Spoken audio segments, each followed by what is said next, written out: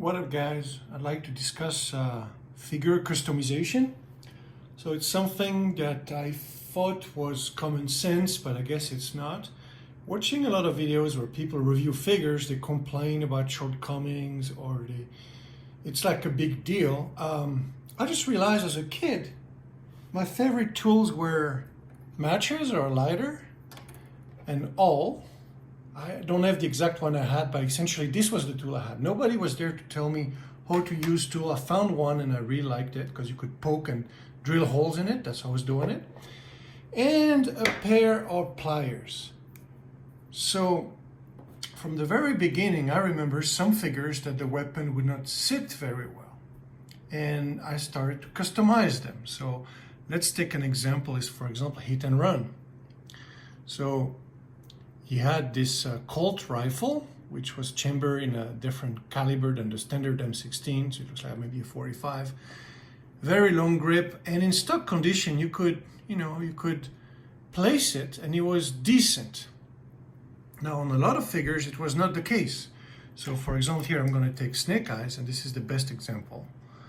The gun grip is straight. You put it on, and I always felt that the figure is not aiming straight. It's got a weird angle. It's like, what, So the very first thing I did as a kid was to take the weapon, take the pliers, and this is polypropylene. It's not ABS. It's there's a bit of give.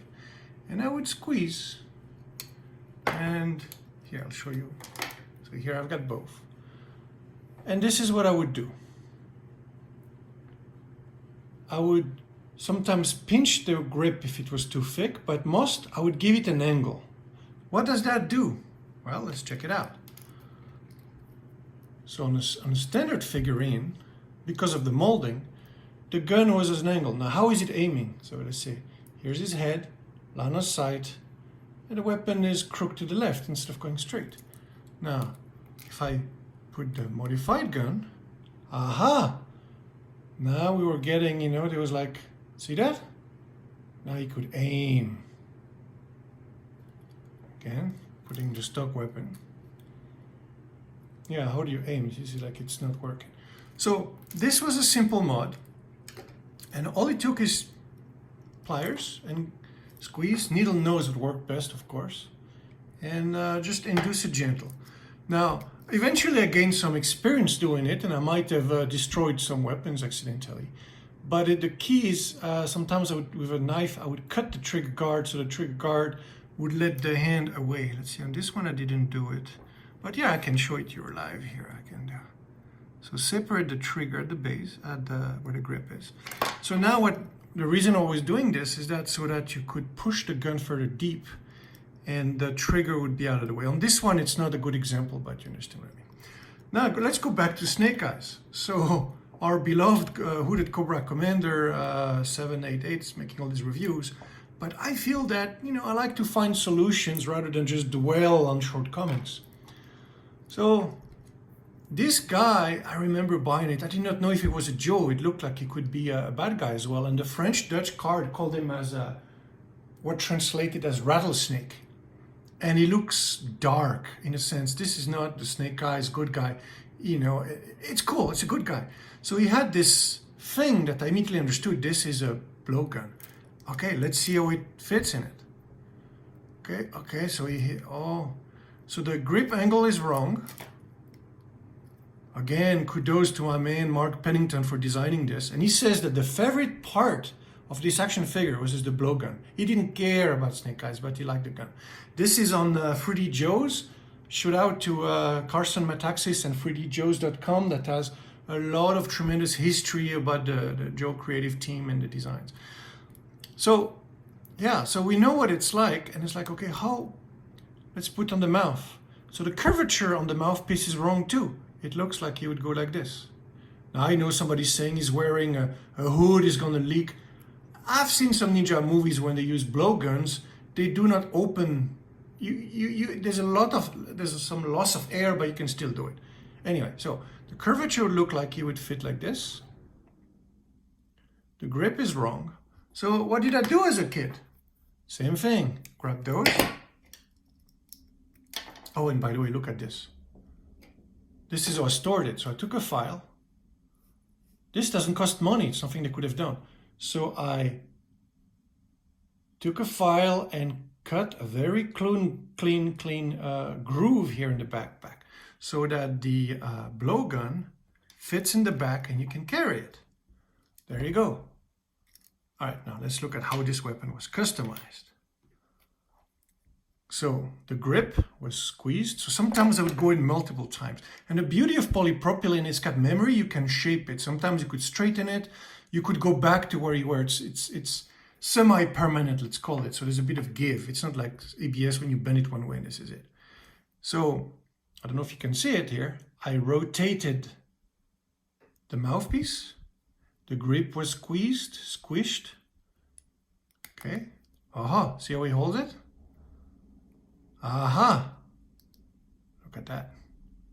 And there you go. Ta-da! My next step is I might take a drill the scope and put a tiny piece of fiber optic, Tamiya translucent red, so you have a laser right there. But see, problem fixed.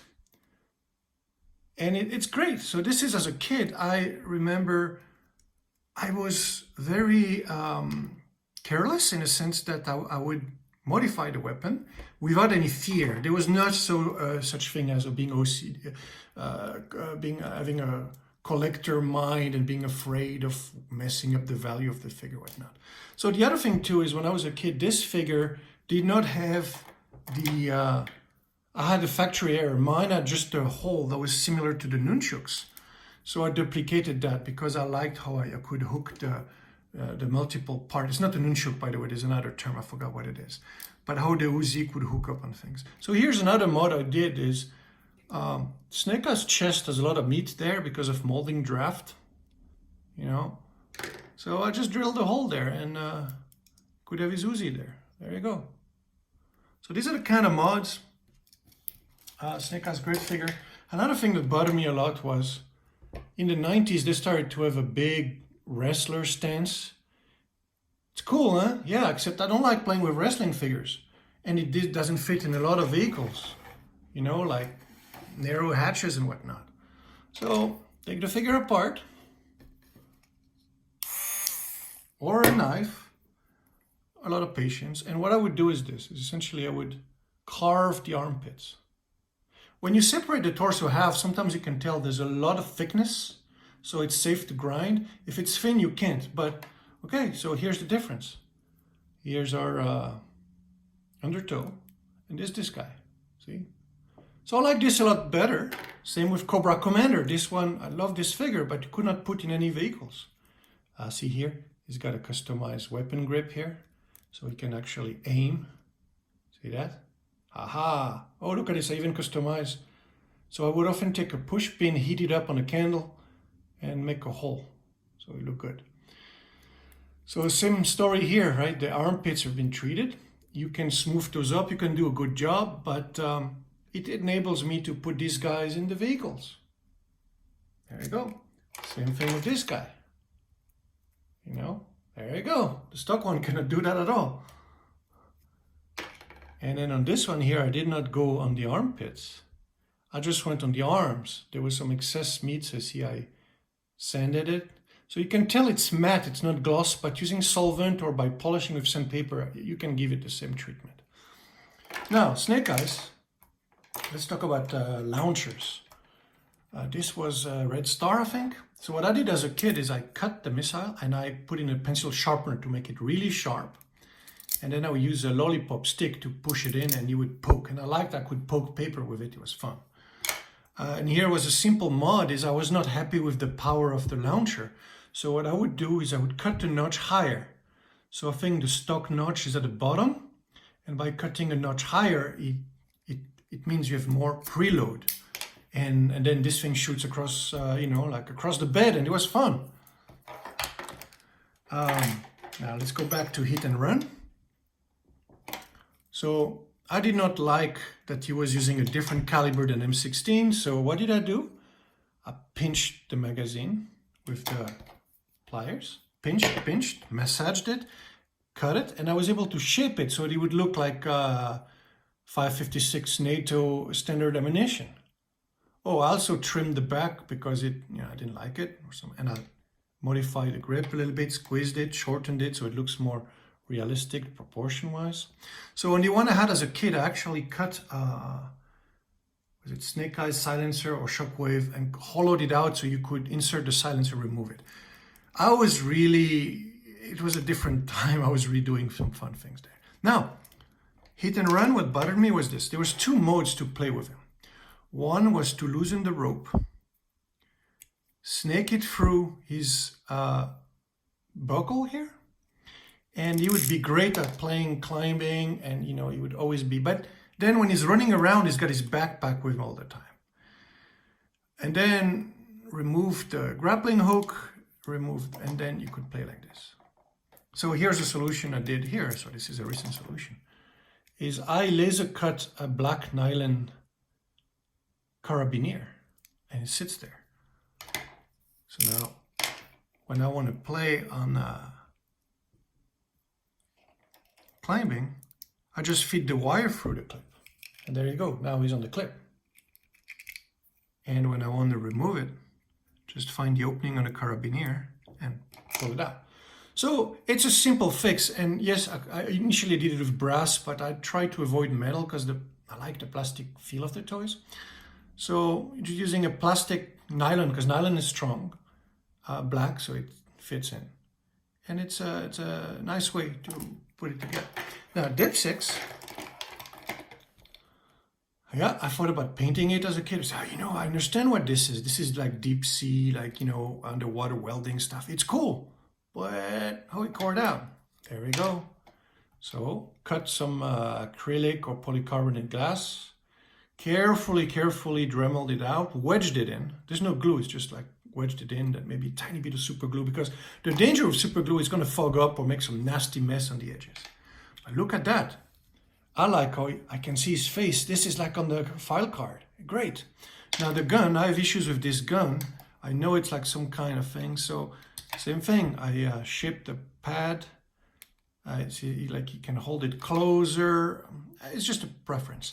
And then number two is the this thing. When you're playing in the water, when it's new it works, but eventually the hoses lose memory or stiffens up and it comes off all the time. So what I would do is drill the backpack. The white stuff is soap for me playing in the bathtub. But I would drill a hole, force the tube through, bend it there, and there you go. And this is much more. And then here I use glue in this guy here. And this is great. You might have seen my other videos. This is a wonderful toy. Storm Shadow. Now this, I don't know if you can tell what's going on, but as a child, or even till this day, must be OCD or something. There's something wrong with this figure. The torso is too long because of the mechanism.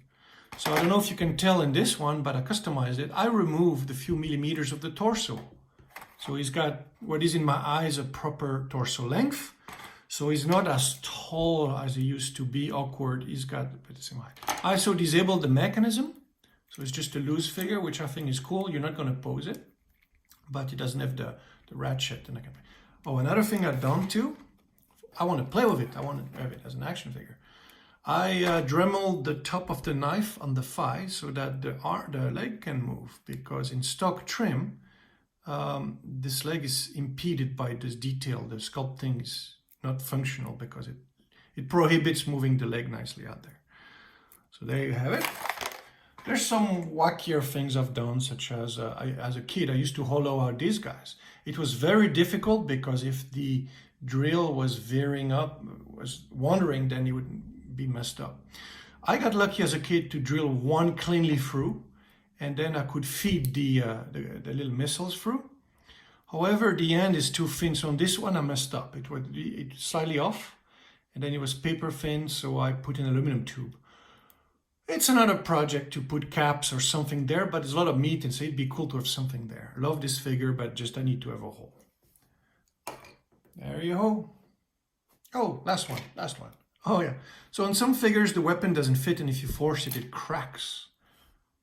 So the trick is I took a X-Acto knife and I core out the hand gently. And I don't want to make a sharp cut, because like cheddar cheese is going to break if there's a kink. So just very slowly enlarge the hand. So because there's a lot of meat toward the hand, not the thumb. So I didn't touch the thumb, I mostly attacked the hand. And then it's got, no need to press, and I can put weapons there. All right, guys.